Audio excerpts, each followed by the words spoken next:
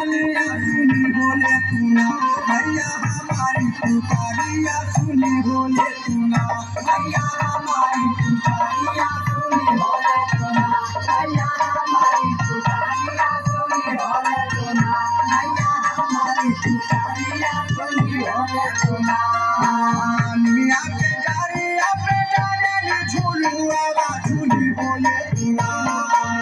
मियां के डारिया पे डाले झूलुआ झूली बोले तूना भैया तुम्हारा झूलुआ झूली बोले तूना भैया तुम्हारा झूलुआ झूली बोले तूना भैया तुम्हारा झूलुआ झूली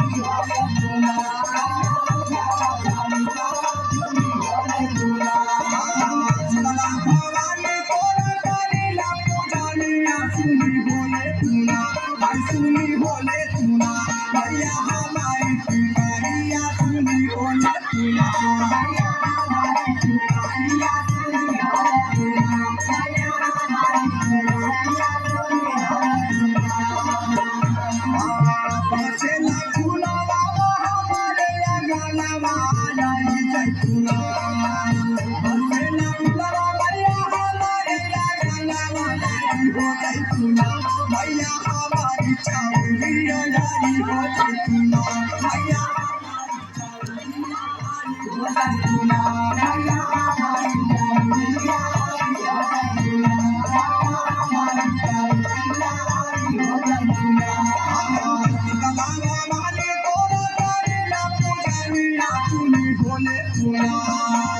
भैया हमारी पुकारिया सुनी बोले तूना भैया हमारी पुकारिया सुनी बोले तूना भैया हमारी पुकारिया सुनी